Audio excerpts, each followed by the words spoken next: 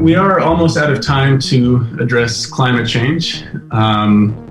There's all sorts of effects that climate change will have, not just on the environment, but on civilization, right? This is one of the major reasons that we care about it. There's things like droughts, more extreme weather events, crop failures, massive damage to infrastructure and property.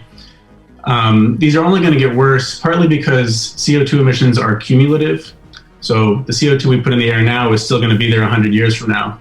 Human beings have made a catastrophic mess of our own planet, and we are now staring down the barrel of having to actively remove gigatons of CO2 from our atmosphere, right? It's not enough just to do your recycling and put a brick in the cistern.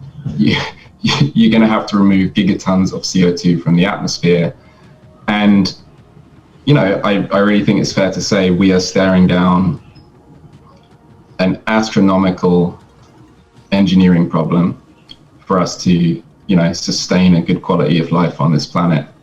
I think the use of quantum computers in climate change and looking at the future is probably something that we have to bring to bear. I mean, we have to bring all possible tools that we can to managing the climate.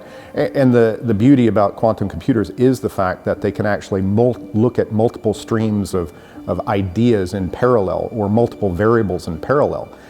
And a lot of what we're dealing with climate change, relate to, whether it's, the CO2, whether it's, the temperature in the water, or how much CO2 can be absorbed in the water, or any aspects that we've contributed, such as coal production.